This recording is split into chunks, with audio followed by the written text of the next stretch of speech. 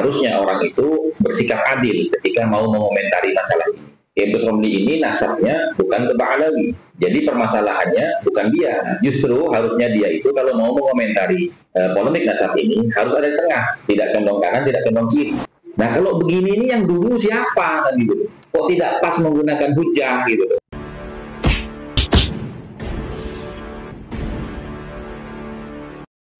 Kiai Haji Idrus Ramli, salah seorang Nahdien garis lurus yang dulu orang ini pernah menjadi calon ketua PBNU, tetapi kemudian suaranya hanya satu. Akhirnya sejak itu beliau kecewa berat dan bergabung kong kali kong dengan Ormas FPI. Karena itu tidak aneh kalau kemudian Kiai Haji Idrus Ramli berikut dengan seluruh murid-muridnya seperti si Wipi itu mati-matian membela nasab Ba'alawi. Dan bahkan video yang kita akan tayangkan kali ini merupakan video yang menurut saya sangat menjijikkan. Seorang kiai yang katanya berilmu, beriman kepada Allah Subhanahu wa Ta'ala, tetapi dalam menanggapi diskursus nasab tesis Kiai Imanuddin Usman Al-Bantani yang membatalkan nasab kelompok Ba'alawi, begitu barbar dan cara bicaranya penuh dengan emosi dan mengatai Kiai Imad dungu, bodoh. Itu adalah satu tanda-tanda kefasikan menurut saya yang dimiliki oleh Kiai Haji Idrus Ramli. Dan bagi saya, beliau ini bukan lagi singa aswaja, tetapi merupakan kucing yang sepertinya ada di tengah-tengah hutan yang lagi kejepit kayu. Nah, ini kita simak seperti apa perdebatannya dengan Gus Hasan, di mana video ini sesungguhnya video terpisah ketika Kiai Idrus Ramli menanggapi dengan barbar tesis Kiai Imanuddin Usman Al-Bantani. Gus Hasan dalam video terpisah juga menanggapi video tersebut, dan ini kami kompilasi biar lebih nyaman saja mendengarnya, sehingga betul-betul kelihatan dalam diskursus ini siapa sebenarnya yang lebih ilmiah dan berpikiran sehat dan menggunakan mata batinnya di dalam melihat persoalan nasab ini.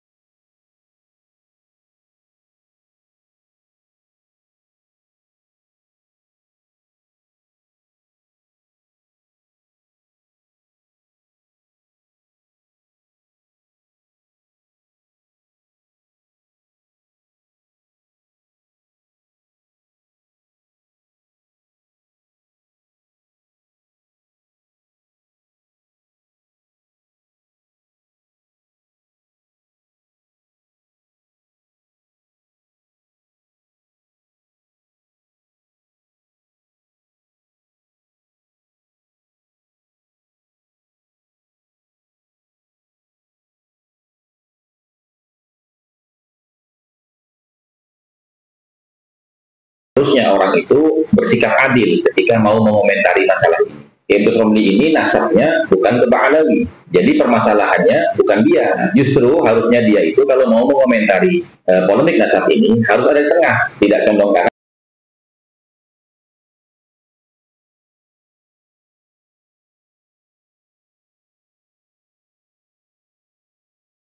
Kecurigaan dan hasil penelitian, kecuali dengan dalil yang kuat dan meyakinkan. Kalau cuma tuduhan dan penelitian gak bisa berdasarkan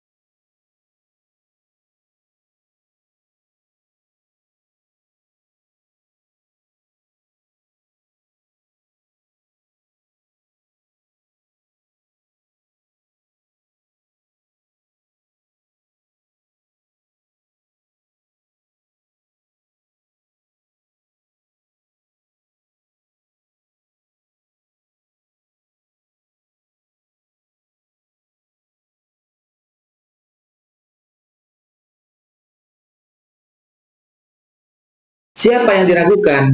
Yang diragukan adalah leluhurnya yang paling atas, yaitu Abdullah yang diklaim sebagai anaknya Ahmad bin Isa. Artinya apa? Nggak tepat kalau menggunakan hadis itu, karena hadis itu berbicara tentang anak biologis, anak kandung. Sementara Kiai Imad itu membahas nasab yang jauh. Nah, kalau begini ini yang dulu siapa? Kan gitu. Kok tidak pas menggunakan hujjah?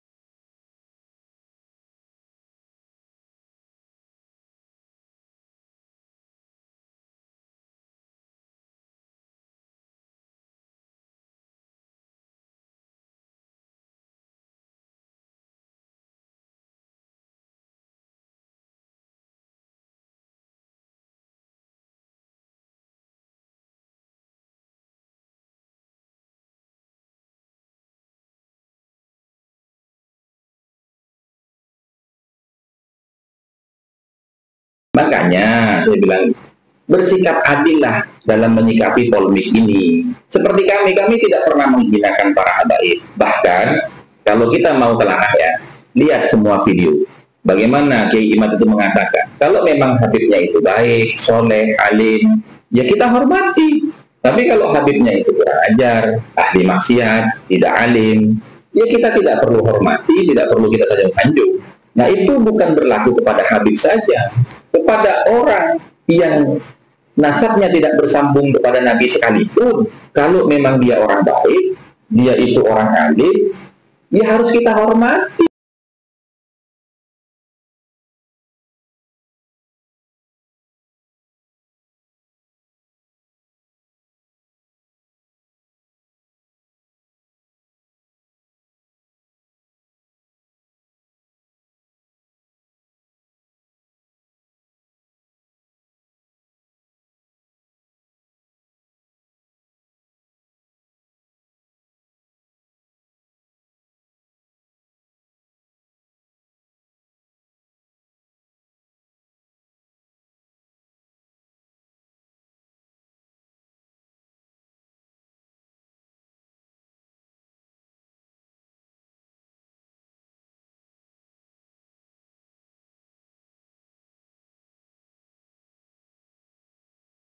Karena seperti video yang sebelumnya, beliau mengatakan hal yastawil ladzina ya'lamun wal ladzina la ya'lamun. Ya kan? Tidak sama derajat orang yang berilmu dengan tidak berilmu. Tentu orang yang berilmu itu derajatnya lebih tinggi daripada orang yang tidak berilmu. Itu sudah logis.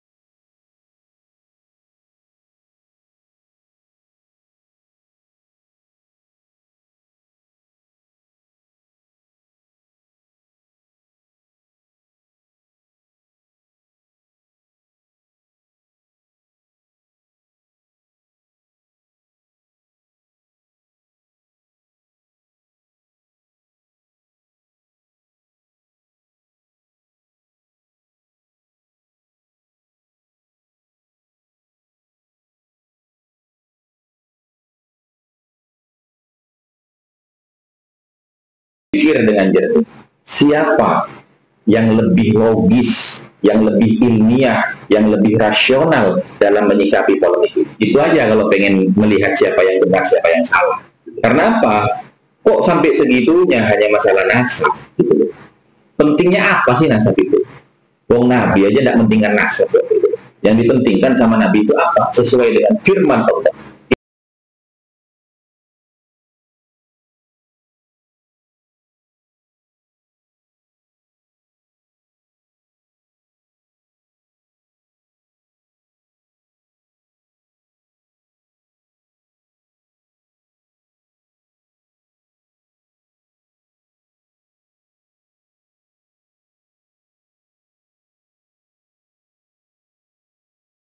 Dalam kitab Nasaihud Diniyah wal Wasayal Imaniyah, karya daripada Habib Abdullah bin Al-Haddad, ini Kalam Ba'alawi, ketika mengomentari ayat itu, beliau mengatakan apa? Faja'alal karamata indahu bittaqwa, maka Allah menjadikan kemuliaan indahu di sisinya bittaqwa, karena sebab ketakwaannya, la bil ansab, bukan sebab nasabnya. wala bil amwal, bukan hartanya, wala bi syai'in akhar. Lalu sampai menggebu-gebunya begitu Ustaz Romli mengomentari nasab ini sampai melebeli lawan diskusinya, lawan debatnya dengan kalimat dulu. Kayaknya penting banget nasab mereka itu. Na'udzubillah subhanahu.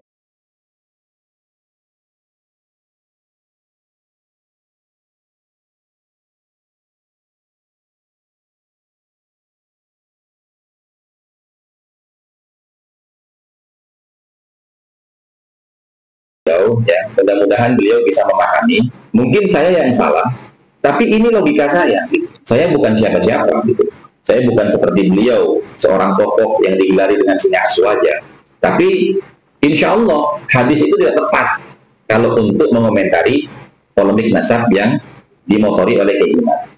Saya kira sudah jelas sahabat ya, begitu menggebu-gebu Kiai Idrus Ramli seolah-olah bahwa nasab Kelambalawi itu adalah merupakan penentu di dalam hidupnya. Sangat berarti sekali sampai-sampai sesama pribuminya dia dengung-dengungkan demi untuk membela nasab Kelambalawi yang rungkat. Tetapi apapun itu, saya kira bagi orang yang waras, yang berakal sehat, tetap akan menilai ini secara jujur bahwa Kiai Imaduddin Utsman Al-Bantani sampai hari ini memang tidak bisa dirungkatkan oleh siapapun. Mereka yang berupaya membantah tesis Kiai Imad hanya menggunakan dongkulnya, emosi, dan bermodalkan premingan. Hari ini Kiai Haji Idrus Ramli San NU garis lurus memframing Kiai Imad dengan kata-kata dungu. Ini hal yang saya kira sangat luar biasa, dan mudah-mudahan Kiai Haji Idrus Ramli ini mendapatkan berkah ke depan sehingga kemudian hatinya bisa menjadi lunak dan menerima kebenaran. Wallahul muwaffiq ila aqwamit thariq. Wassalamualaikum warahmatullahi wabarakatuh.